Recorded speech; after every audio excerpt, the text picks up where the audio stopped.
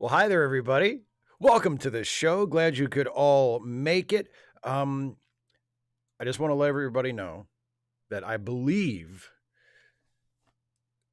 this live stream now holds the record for most pre-submitted questions for one of my live streams. We're sitting at 49. And I have to say, even though because it's going to take a while to get through all those questions, I'm going to do my best and I'm going to try to get through them quickly, but also, give each question a fair uh, amount of time. But 49, one short of 50. I'm not upset that there wasn't one more question because there are plenty of questions. But if we had gotten to 50, I could have made a Brady Anderson reference. And as a Baltimore Orioles fan who remembers the 1990s era of the team with some fondness, it would have been nice to be able to make a Brady Anderson reference. But now I can't do that. I can't make a Brady Anderson reference because it's 49 instead of 50. So anyway, thank you all for being here. Speaking of the number of patron and member questions I received, let's go ahead and dive right into that. Again, I will cover the pre-submitted patron and member questions first thing. When I get through all of those, I will turn my full attention to the live chat. So if you are here in the live chat and you have something you want to ask me in the live chat, or you want to be generous and throw in a super chat or something like that, please, if at all possible, hold off until I get through all of the patron and member questions. And then I will spend the rest of the show hanging out with the chat. So here we go with the patron and member questions. The first one is from Steve McGann, who says, "Hey, Steve, I found your channel last year by watching the Why Should I Be Mad About It video. Then I found your Trek content and I was sold. Just a quick question. How do you feel about the oft maligned Captain Jellicoe finally getting his own action figure from Nacelle Toys or Nacelle Toys? Love the channel. Thanks for helping to keep me sane." You're welcome. And thanks for being here. And thanks for being a supporter.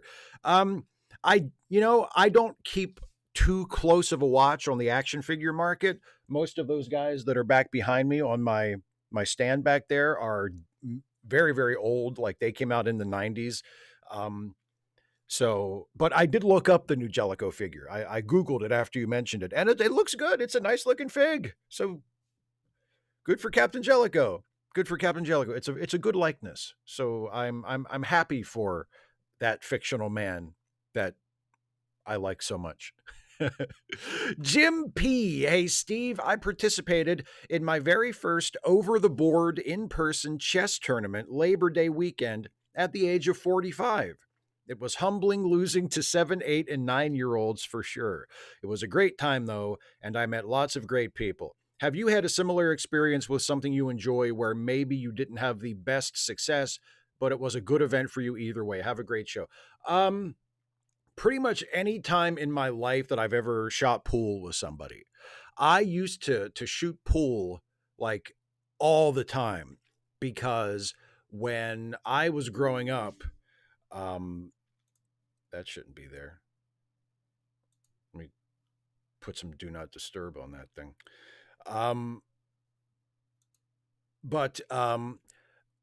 When I was growing up, we had a pool table like in our basement, a really nice pool table that my dad had gotten around the time that they bought the house, that him and mom had bought the house. And so I grew up playing pool and I loved it. I could spend just hours down there at the pool table, either with friends or my dad or my brother, or just, by myself, just practicing shots. Somehow I never got very good at it.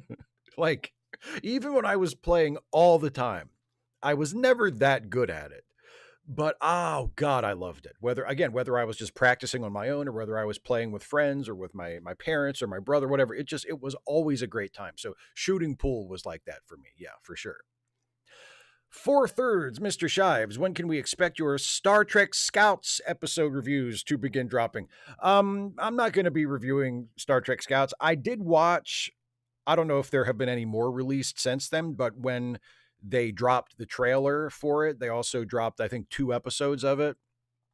It's cute. And for those of you who don't know, Star Trek Scouts is a Star Trek animated series that is apparently being released on YouTube. And it's a series of like 3 or 4 or 5 minute sort of animated shorts about a group of kids who are, I guess, in some kind of junior Starfleet program, and they respond to various crises that are happening at their little installation where they're hanging out. It's cute. It's fine. It's not for me. You know, I can't really relate to it. It's for, I mean, and when I say, I mean, you think like, oh, Star Trek Prodigy was for kids. Yeah, but this is like for little kids. This is like preschool level stuff. So I don't really relate to it. I don't really find a lot in it that speaks to me, but it's cute. And if, you know, little kids enjoy it, and if parents of those little kids enjoy it or enjoy them enjoying it, then more power to them. But it's not probably something that I'm going to be paying too much attention to for myself going forward. Faragrim.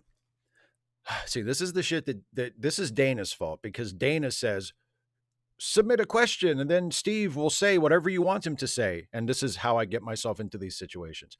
I, Steve Shives, being of sound mind, declare that Lwaxana Troi is the single greatest and most well-written character in Star Trek history. See, but everybody knows I was paid to say that, so you've accomplished nothing other than enriching me. All jokes aside, why don't I guess it's supposed to be, why do I despise the character so much? And have you ever watched Matt Baum's video essay in defense of Lwaxana Troi? It's a good time. He does video content relating specifically to things like queer iconography and history. So if not, I understand. I just thought it was really good. No, I've heard of Matt Baum. I can't say, I may have watched one of his videos at some point in the past, but no, I didn't watch his Lwaxana video because I'm not interested in people. I get enough comments from people who are like, why are you so mean to Lwaxana? She's the best. And it's like, I'm not, it's not like a serious political issue. There's nothing at stake. It's not something where I'm like soliciting contrary opinions. Oh, let me broaden my horizons and listen to somebody do a video essay about why they like a character I despise. There's no need for me to do that. I'm sure Matt is a great guy, and I'm sure his video essay is awesome and his arguments are very good. I'm not interested. Like, I wish him all the best. I'm glad that he enjoys something that I don't enjoy, but I have no interest in sitting down and listening to someone explain why a character that I think is utterly repugnant is actually really great. But you know, to each their own. To each their own. Oh, and why do I despise the character so much? Not enough time to get into it here. I will be making a video about it someday. I can't say when, but someday there will certainly be a why Lwaxana Troi is actually pretty terrible video on the channel. Donovan. Hey, Steve, hope you're doing well. As someone who studies Old Norse history and mythology, I've made a fair few neo-pagan friends, some of whom told me about a bizarre right-wing take. Environmentalism is devil worship, because pagans, like the Norse and Celtic religions, are animistic, believing that everything in nature has a spirit. As a form of mockery of this, some of my neo-pagan friends are making nithings, a type of Old Norse curse pole that is supposed to turn the land wights and spirits against the person named on the pole. Nithings are actually still in use in Scandinavian countries as a form of political protest, so I think it's a great idea. My friends wanted my opinion on who should go on the 3 nithings they're making, and I thought I'd ask your opinion. Oh boy. Well, I mean, who are some people that are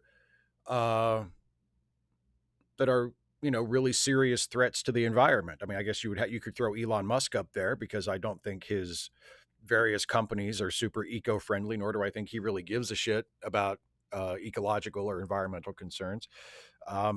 Who else? I can't actually tell you from the top of my head who the current CEO of Exxon is, but probably that person. And I don't know, maybe Donald Trump, because he's certainly doing, at least in this country, but obviously global warming and climate change and environmental problems are a global concern, not just a concern here in the United States.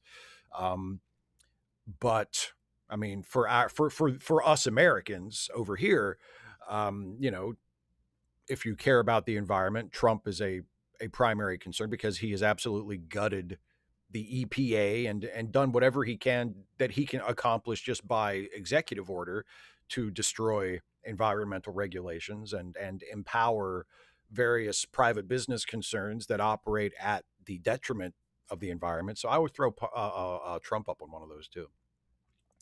Isaiah Taylor. Hi, Steve. Beat everyone to the punch this time. Here's my new Star Trek fan fiction show. The crew of the USS Ishtar and an ambassador class starship from the latter half of the Lost era. New ship and totally different crew. In my story, we follow the 978 person crew of the Ishtar as she literally explores strange new worlds. In my story, the ship and crew visit real life places in our galaxy. The Ishtar is currently investigating the Orion Nebula, Messier 42. I want to focus on the perils and excitement when it comes to visiting truly unknown and uncharted regions of space. That was something I always felt Star Trek was lacking. For example, a conflict can arise between an away team on a planet and the science department about completing a survey before a solar storm moves in. I can also develop stories dealing with the crew and how this long-term mission affects them. I can even go into detail about the captain becoming the first Cation captain in Starfleet. Thoughts? It feels like you're cracking it. Yeah, I remember when we first talked about this, when you mentioned it. I told you I was intrigued, and what you're describing here is kind of what I was when I was trying to, just from what you told me before, when you mentioned the idea of a Star Trek show that centers on a ship that visits like real places.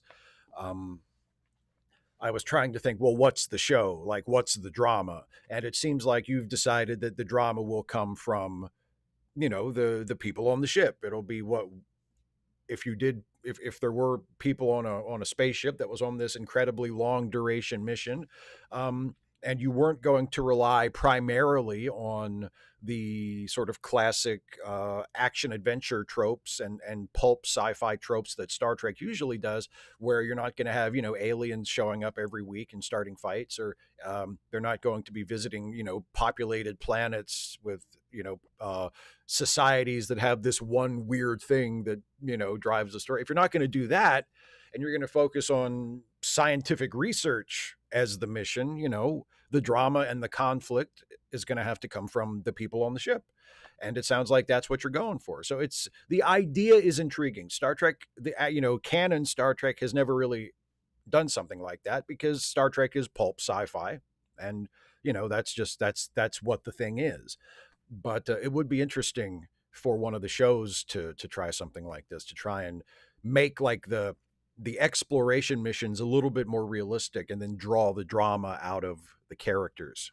Yeah, I think it's an idea with a lot of promise. So good luck with it. Matthias, trying for 500 characters and wondering if spaces count. I believe they do. Hi, Steve. Would you agree that Republicans take advantage of U.S. patriotism to limit workers' rights and social progress? For example, it's seen to benefit capitalists for U.S. workers to have as few paid holidays as possible, and for waiters and waitresses to have their pay subsidized with tips. So when improvement of U.S. labor laws are under discussion, the GOP asserts the U.S. economic arrangements are the best in the world, and labels Democrats who point out needed improvements as unpatriotic. Just like people, a country can't improve if it doesn't think it ever does anything wrong. We all have something to learn from the Scandinavian countries, I understand.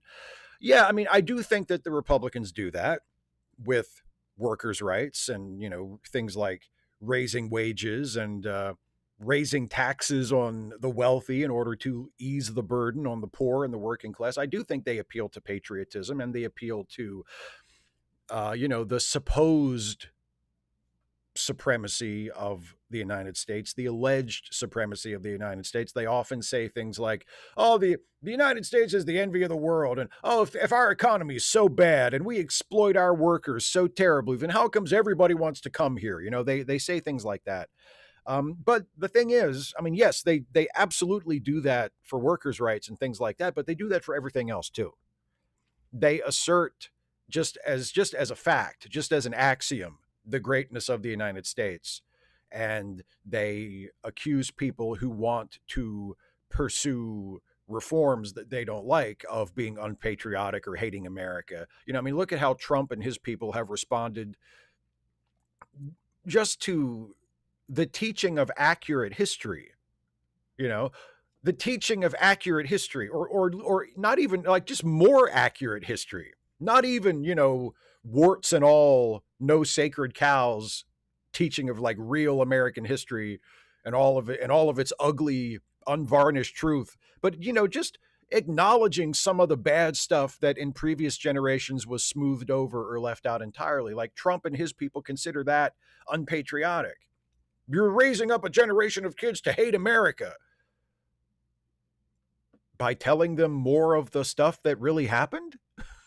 Like, but so yeah, they use appeals to patriotism for everything that they want to accomplish or to block. And yes, the economic stuff, the labor relation stuff is definitely a part of that. William Tucker, remember those years when we went without, when the science fiction landscape was without a ship, without a captain? Pepperidge Farm remembers. What if there wasn't a Star Trek? Would it have come along anyway? Or would it be a dark present? Thoughts? Uh, I mean, I think it's clear that I love Star Trek. I think it's abundantly clear that I love Star Trek and that I would not want to do without it. But if Star Trek had never been created, or if Star Trek, had not caught on in syndication after it was canceled on NBC, if Star Trek had not become the thing that it became, there would be something else. Like, I don't think it would be necessarily be a bleak cultural landscape because Star Trek wasn't around. I mean, there are other good shows, like there are lots of other good shows. There are even other good science fiction shows. Like, yeah, of course, things would be very different because Star Trek did influence a lot of stuff, but would it automatically be terrible? I mean, the honest answer is we don't know and we'll never know because that didn't happen. But do I believe that it would, be this barren landscape where all of us who love Star Trek would just not have anything to be fans of? Like, no, I mean, I like a lot of stuff besides Star Trek. If that stuff still existed, I guess I would probably still like that. Yeah, but who knows? It's an interesting question to ponder. But no, I don't think we would be necessarily living in a dark present if Star Trek didn't exist. We wouldn't know the difference anyway. John Everett, Quark or Garak, brains or brawn? 1. Brawn, you've been caught cheating at Domjot, and now an angry Nausicaan wants to jab you through the chest with his dagger. Who would you want to have at your side, Quark or Garak? 2. Brains, you're facing a drumhead trial and possible imprisonment based solely on the feelings of an empath. No evidence has been presented, and you know you've done nothing wrong. Who should plead your case to an overzealous investigator, Quark or Garak? Okay, the answer to both of these is clearly Garak. As much as I love Quark as a character, I absolutely adore Quark as a character. If I were in either situation where a Domjot was going to kill me with a dagger, or if I was being persecuted on the basis of bad evidence and I needed someone to plead my case, in either case, in either situation, it's clearly Garak that I want on my side, because Garak is a brilliant and devious rhetorician and an extremely persuasive guy. So I think if he were on my side and he were arguing my case, I think he would be very effective. And also, he was like a former spy and intelligence operative, and I'm pretty sure he could kill a Nausicaan 5 times before it hit the ground. So the answer to both questions is Garak for sure. Neil, why can't we trim trees with lasers? Thank you. Because, buddy, I think the heat from the lasers would set the trees on fire. Now, next time, ask your mother. I'm busy. No, I think that would be it, right? Wouldn't that be it? The reason you couldn't trim trees with laser? Because the laser is incredibly hot. That's what a laser is. It would set the tree on fire. John Burns. So who in the Democratic Party bears the most responsibility for allowing Donald Trump to become president not once but twice in this millennium? And how shitty does a Democratic president have to be moving forward for you to ask, why did I vote for that jackass? Starting 8 wars, making you personally homeless? I mean, I guess if the president was directly responsible for making me personally homeless and they happen to be a Democrat, I'd probably go, yeah, I regret voting for him. Since he was directly responsible for making me homeless, then I might hold a grudge. There's no one individual in the Democratic Party who bears the responsibility. I think a lot of the responsibility rests on the Democratic Party establishment just as an institution, because they have They have always been and still are, incredibly, to a very large degree, they're far too reticent. They are far too quick to defer to their donors and not to their voters or their potential voters. Um, they're, they're reluctant to take a stand. They're very risk averse. They're cowardly in many cases. They're slow to change. They're slow to embrace change and evolution, and in the relatively rare circumstances where they have done that, like with the candidacy of Barack Obama, they have done everything they possibly could, and with a great deal of success, to make Obama as much of an establishment Democrat as they possibly could and tamp down his more reformist um, you know tendencies.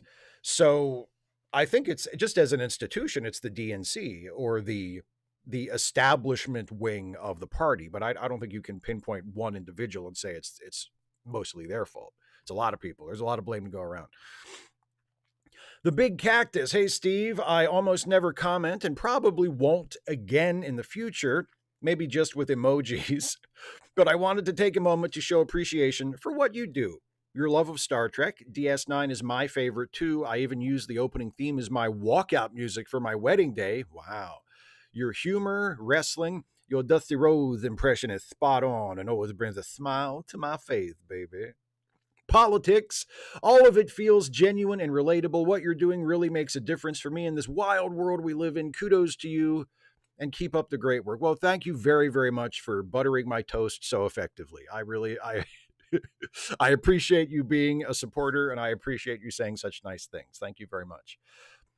Danny K. Hey, Steve, I watched Starfleet Lawyer for the 100-and-somethingth time over the weekend and realized something. Commander Tuckman gets progressively drunker as the interview plays out, but I know you to be someone who does not imbibe.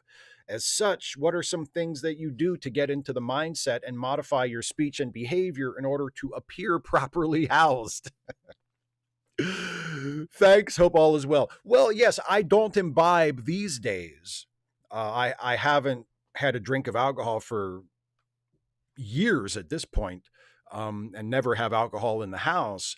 But I used to drink, not like a lot. I was never a lush or anything, but I used to be a much more frequent drinker. So, I mean, I've been drunk many times in my life. So I have that to kind of call upon. I remember what it feels like.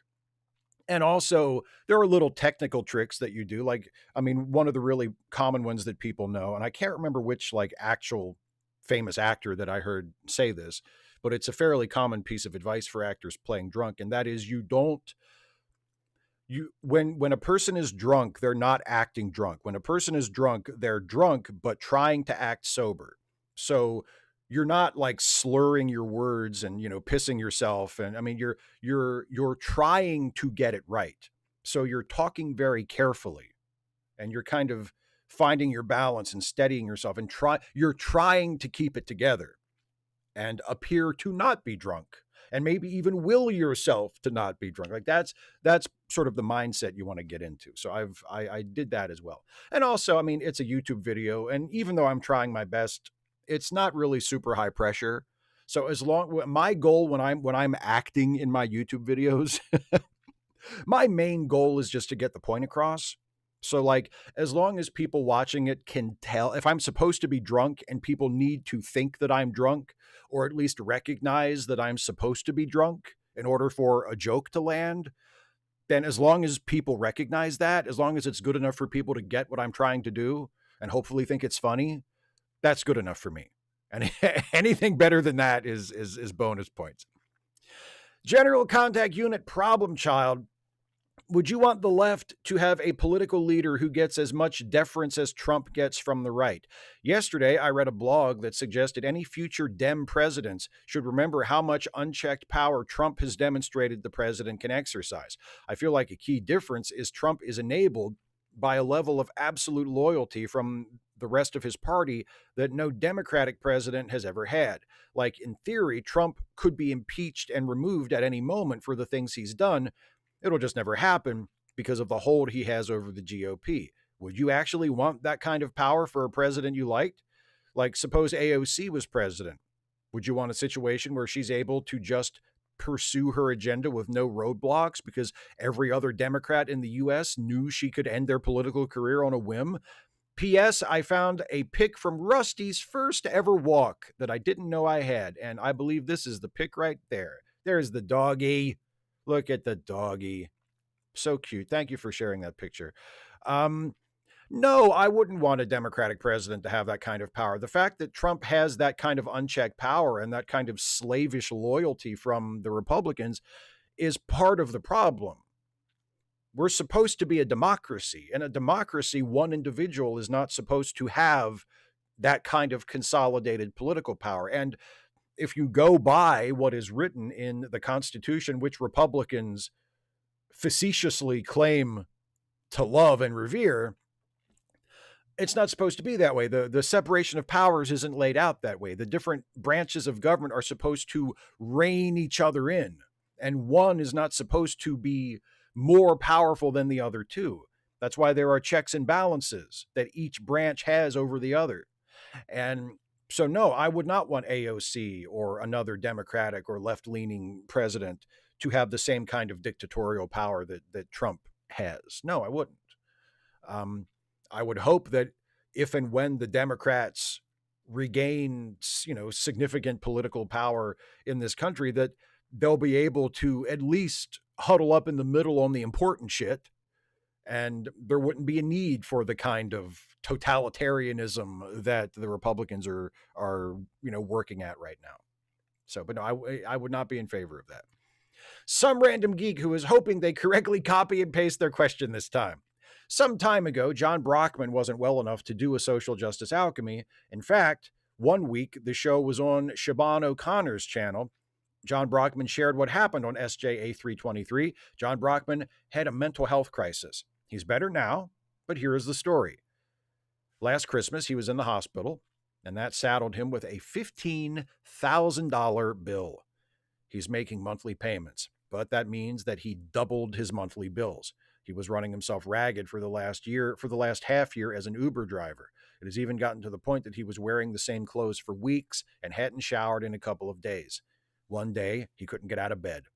He called his parents and broke down crying. He doesn't even know if they understood what he was saying.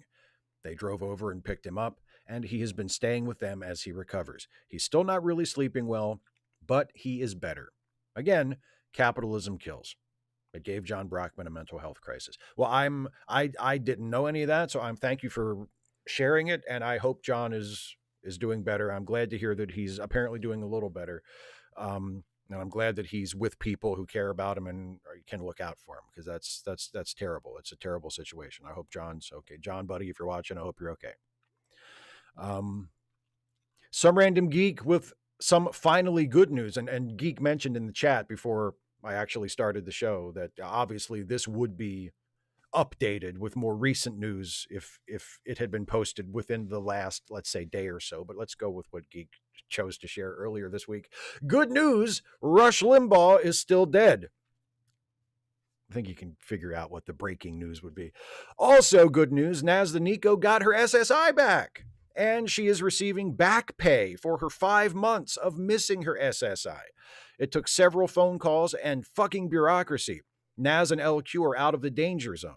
They will still need money from time to time because capitalism is still around, and one rando on Threads called them scammers because 5 months without SSI isn't a mistake, as if the disability benefits in the USA are perfect.